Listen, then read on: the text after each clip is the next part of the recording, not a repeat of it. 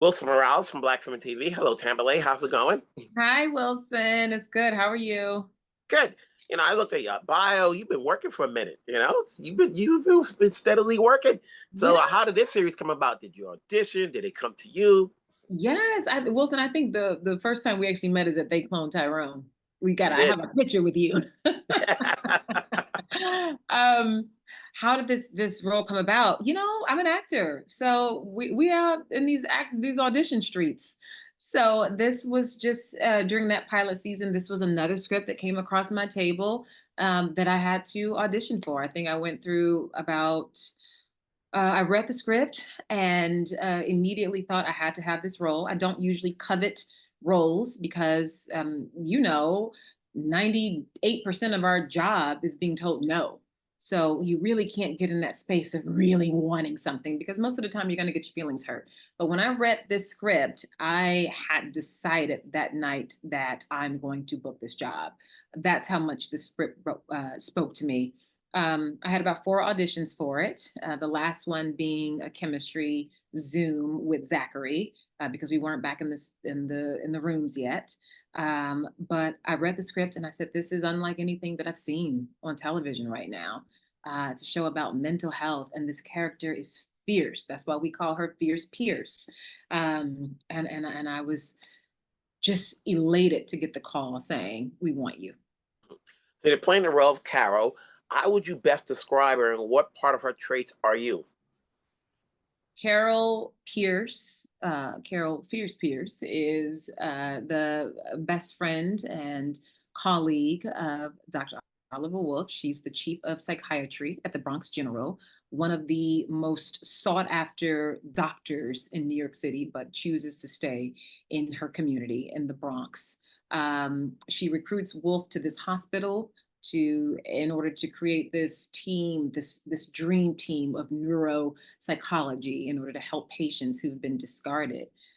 Carol Pierce is actually based off of a real life woman named Carol E. Burnett, not to be confused with sketch queen Carol Burnett. Carol E. Burnett was a longtime friend and colleague of Dr. Wolf. They were in residency together, and she was the first African American to graduate from Albert Einstein School of Medicine in 1960. Um, I would like to say that the parts of me that I bring to the character, it's so funny because when I first read this, I thought we were so similar. But as the episodes went along, I realized that we handle things so differently. Like Carol is a person who practices, she leads with her heart. Well, I lead with my mind. Everything is logic based for Tamberla. So it was fun really finding those differences. Like I would get scripts and say, huh? Oh, okay, wow. But then I have to sit back and realize that that's not Tamberla's not playing this part. I'm sorry, Tamberla is playing a part. This part is not Tamberla. This is Carol. But then there are so many attributes of her that are so like myself. I consider myself fierce. I consider myself a boss. I know how to lay it down. I know how to rein my friends in. I know how to be vulnerable when it's time to do that.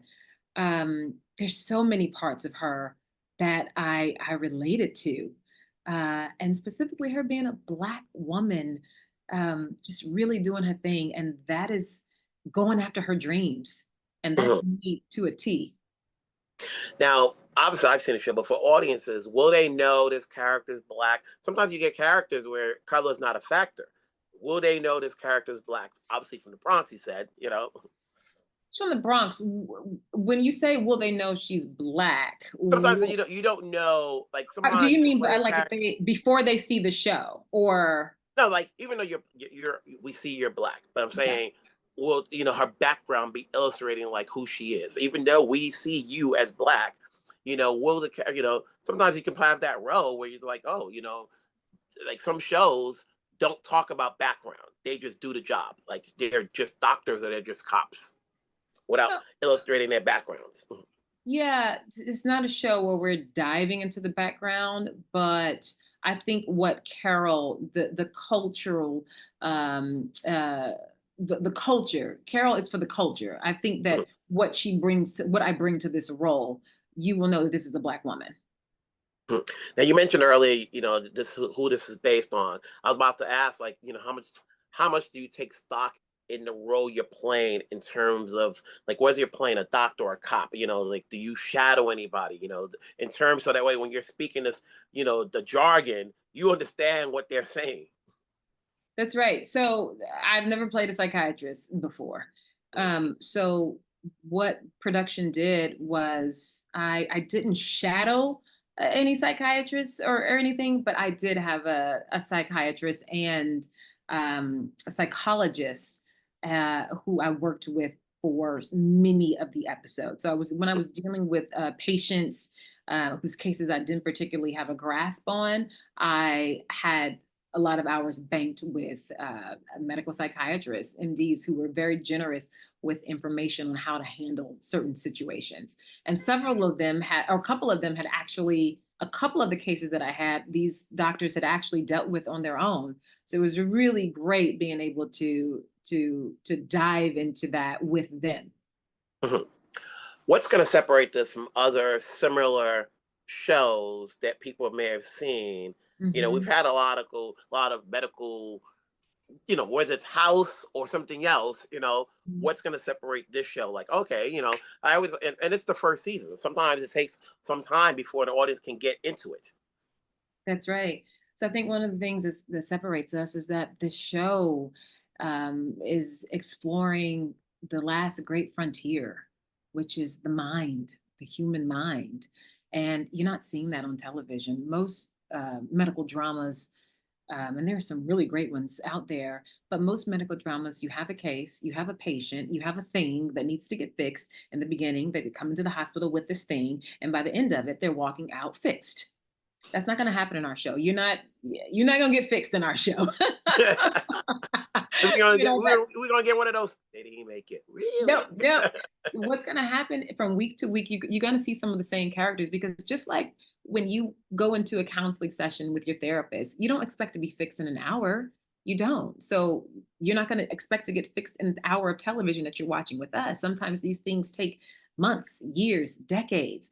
But what we do in the neural space is give you the tools to be able to go out in the world and function in your new normal. And that takes time.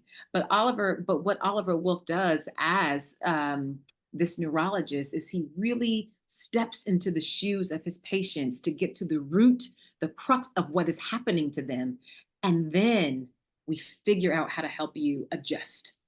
That's what Mhm. you're going to get in our show. So people are going to see, because mental health is such a hot topic right now, people are being more transparent than ever about their therapists, about what's going on with them. This show, hopefully, people will come here and see themselves and not only the patients, but the doctors too. Okay. Here we are. We're waiting for the show to come so that way we can talk about it. I want to say congrats on the road. Congrats on getting to work. Obviously, I'm sure I'll see you down the road. Keep it going. Let's Thank hope you. this show can take off so we can get a season two. And we can talk about where the character is from then. That's right. Thank you so much, Wilson. Take care.